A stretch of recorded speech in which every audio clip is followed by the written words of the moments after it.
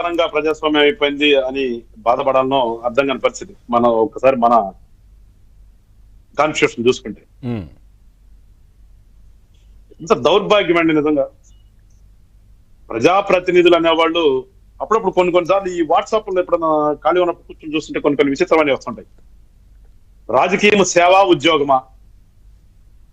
సేవ అయితే జీతం ఎందుకు, పెన్షన్ ఎందుకు? ఉద్యోగం అయితే వీళ్ళకి ఉత్తీర్ణత ఏంటి, ఏం పాస్ అయ్యారు ఇల్లు అని ఇట్లా సెటరిక్ గా కొన్ని వాట్సాప్ లో చూస్తుంటాం మనం. అట్లా అసలు ఏమి జరుగుతుంది ఇవాళ? అసలు రాజకీయం అంటే ఎటుపోయింది? నిజంగా రాజకీయ నాయకులు ఉన్నారా, లేకపోతే ఎవరున్నారు? నిన్న మొన్న సుప్రీంకోర్టులో జరిగినట్టుంది. ఎప్పుడో 2016లో మనకి సుప్రీంకోర్టులో ఒకటి ఈ దీని మీద, ఈ ప్రజాప్రతినిధుల మీద, వీళ్ళ యొక్క క్రిమినాలిటీ మీద, వీటి మీద వేసి ఏదో పెండింగ్ ఉంటే నిన్న ఏదో కొంచెం అశ్విని కుమార్ గారు వేసిన దాని మీద నిన్న ఏదో కొంచెం జరిగినట్టుంది. ఏదో మీ ఆన్సర్ చెప్పండి అని ఈసీని కేంద్రాన్ని అడిగితే వాళ్ళకి టైం కావాలి అనేది. నిజంగా అసలు మనం చట్టసభలకి ఎలాంటి వాళ్ళు వెళ్తున్నారు? ఇప్పుడు మనకి సిస్టమ్ అండి, ఒక పర్మనెంట్ ఎగ్జిక్యూటివ్ ఉంది. ఎవరు ఐఏఎస్లు కానీ ఐపీఎస్లతో కానీ ఒక స్ట్రక్చర్ ఎప్పుడు నడుస్తుంటది, అది పర్మనెంట్. అది అంటే శిక్ష పడిన వాళ్ళని పార్టీ పదవుల్లో ఉండరాదంటే వాళ్ళ భార్యలు కావచ్చు, లేదంటే వాళ్ళ కుటుంబ సభ్యులు ఎవరినో ఒకరిని పెట్టి తెర వెనుక వీళ్ళు మంత్రాంగం చక్రం దింపే పరిస్థితులు కనిపిస్తా ఉన్నాయి. అసలు అది కాకపోయినా రిజర్వేషన్, లేడీ రిజర్వేషన్ అనగానే ఉండేది ఎవరు సార్? అందరూ తెలిసిన విషయమే కదా. భార్యనో ఎవరినో తల్లినో పెడతారు. కొన్నిసార్లు అసలు వెళ్ళి వీళ్ళ సీట్లలో కూర్చుంటుంటారు. చూస్తున్నాం కదా, చాలా విచిత్రాలు చూస్తున్నాం. అదే అంటే అసలు రాజకీయాలు ఎంతగా చెడిపోయినాయా అనుకోవాలి ఇవాళ ఆంధ్ర రాష్ట్రంలో. ఇందాక సార్ చెప్తూ దివిసేన్ గారు, అసలు మన అసెంబ్లీ అనేది దేశంలో ఒక రోల్ మోడల్ గా ఉండేది ఆంధ్రప్రదేశ్ అన్నది ఎటుపోయింది వాళ్ళది?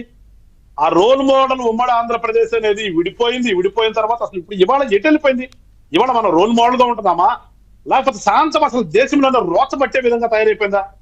ప్రతి ఒక్కరు చెప్తారు. గతంలో చూసాం కదా, గత 5 సంవత్సరాలు ఏం జరిగింది? ఒకడొచ్చి బురకత్ చెప్తాడు, ఒకడొచ్చి అరికత్ చెప్తాడు, ఒకడొచ్చి బట్టరాజుల్లాగా పొగుడుతారు, ఒకడొచ్చి సిందులేస్తాడు, ఒకడొచ్చి ఎదుటాడు తిడతాడు. ఈగా జరిగింది. అంటే అసలు వీళ్ళు ఎమ్మెల్యేలు అనుకోవాలా? వీళ్ళని వీళ్ళు ఏమి చిల్లరాళ్ళు అనుకోవాలా? ఏమనుకోవాలి? దాని గురించే కదా పాపం సుప్రీంకోర్టు కూడా ఇబ్బంది పడుతుంది. అసలు మీరు చట్టసభల్లోకి ఎలాంటి వాళ్ళు పంపిస్తున్నారు, ఎలాంటి వాళ్ళు వస్తున్నారు, అసలు పార్టీ ఎలాంటి వాళ్ళు ఉంటున్నారు, ఇవన్నీ మీరు సమాధానం చెప్పమంటే దానికి ఎవరు సమాధానం చెప్తారు? దానికి ఈ పార్టీలే కదా. ఈ పార్టీలు సమాధానం చెప్పాలి కదా. చెప్పే స్థితిలో ఉన్నాయా? అంటే సుప్రీంకోర్టు కూడా చెప్పింది కదా సార్, నేర ప్రవృత్తి కలిగినటువంటి నేతలు పార్టీ అధ్యక్షులుగా ఎట్లా ఉంటారని కూడా ప్రశ్న. అదే సార్ చెప్తుంది. అసలు ఆ పార్టీకి అధ్యక్షులుగా వాళ్ళైనప్పుడు వాళ్ళ ఒపీనియన్ ఏమని చెప్తారంట? ఇవాళ వాళ్ళ ఒపీనియన్ కదా అడగాల్సింది. కోర్టులు కూడా ఏమన్నారు అంటే కొంచెం ముందుకు వెళ్ళాలి, ఇంకా తప్పదు. ఇప్పుడు మన దగ్గర ప్రజాస్వామ్యం వచ్చి వచ్చింది ఏంటంటే మనకు ప్రతి ఒక్కళ్ళ ఆన్సర్ వినాలి. కోర్టు కూడా ప్రతి ఒక్కరిది విన్న తర్వాతే జడ్జిమెంట్ పాస్ అనేది మనకున్నటువంటి మన చట్టాలు. కానీ ఇక్కడ దొంగని తీసుకొచ్చి వాడిని అడిగితే ఏం చెప్తాడు దొంగ? అట్లా తయారైపోయింది వాళ్ళ. అట్లా బాగా వస్తుంది అసలు. ఇప్పుడు నువ్వు గెలిచింది దేనికోసం? ప్రజలు ఓట్లేసానికి గెలిపించారన్నావు. గతంలో ముఖ్యమంత్రి చేశావు, ముఖ్యమంత్రి చేయకముందు ఎంపీగా చేశావు, ఎంపీగా చేసి ముఖ్యమంత్రి చేసి సరే కేసులు కాసేపు పక్కన పెడదాం. సరే నీ మీద అన్ని కేసులు ఉంటే పనికి వస్తలేదనేది మన రాజ్యాంగంలో ఆ వెసులుబాటు కూడా కల్పించారు కదా. కేసులు ఉన్నా కానీ మీరు చట్టసభలకు వెళ్ళొచ్చు. దౌర్భాగ్యం ఏంటంటే 4th క్లాస్ ఎంప్లాయీకి ఏదన్నా ఉద్యోగం ఇవ్వాలంటే వాడి మీద యాన్సిడెంట్స్ చూస్తారు. వాడి మీద ఏదైనా ఎప్పుడో పెట్టిన ఏదైనా పిచ్చి కేసు, ఏదో పక్కన వాళ్ళ హద్దులు గొడవ వచ్చో లేదంటే ఇంకోటి చిన్న కేసు పెట్టి కేసులు ఉన్నా కానీ వాడికి 4th క్లాస్ ఎంప్లాయీ ఉద్యోగం కూడా ఎవరు మన దేశంలో. కానీ విపరీతమైన కేసులు, అవి కూడా గ్రేవియస్ అఫెన్స్లు లైక్ మర్డర్ కేసులు కానీ, భూదోపిడీలు కానీ, ఇవలాంటివన్నీ ఫైనాన్షియల్ ఎకనామిక్ ఫైనాన్షియల్ క్రైమ్ లో ఉన్నట్లు కానీ ఇవన్నీ ఉన్నా కానీ వాళ్ళు హ్యాపీగా ఎమ్మెల్యే అవ్వచ్చు, ఎంపీ అవ్వచ్చు, కలిసి వస్తే ముఖ్యమంత్రులు అవ్వచ్చు, ప్రధానులు అవ్వచ్చు. రైట్, ఇది మన రాజ్యాంగం.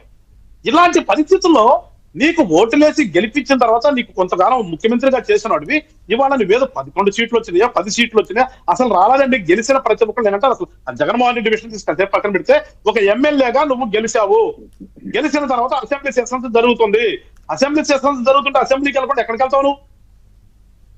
నువ్వు వెళ్ళాల్సిన అసెంబ్లీకే కదా. చదువుకునే పిల్లాడు స్కూల్కి వెళ్తాడండి, స్కూల్కి వెళ్ళకుండా అక్కడ తిరుగుతాడా? జస్ట్ లైక్ ఇది కూడా అంతే కదా. ఎమ్మెల్యేలు కూడా అసెంబ్లీ సెషన్స్ జరుగుతుంటే అసెంబ్లీకి వెళ్ళి చేరాల్సిందే కదా, ఖచ్చితంగా వెళ్ళాలి కదా. అంతే కదా. అలాంటిది కూర్చుని నేను ఎక్కడ కూర్చుంటాను, లేదా నాకు ప్రతిపక్ష హోదా ఇవ్వట్లేదు, అసలు నువ్వెవరు అండి? అక్కడ శాసనసభని నడిపించడానికి ఒక స్పీకర్ అనే వ్యవస్థ పెట్టుకున్నాం మనం. అవును. మన ప్రజానికి కొన్ని వ్యవస్థలు ఉన్నాయి కదా, ఒక స్పీకర్ వ్యవస్థ ఉంది. Speaker is the head of the house. ఆయన నిర్ణయం తీసుకుంటావు కదా. నీ పార్టీ అధ్యక్షుడు నువ్వు నచ్చడానికి సస్పెండ్ చేస్తున్నావు, లేదంటే నీకు నచ్చినట్టు తీసుకొని ఇన్ఛార్జీలు పెడుతున్నప్పుడు వెసులుబాటు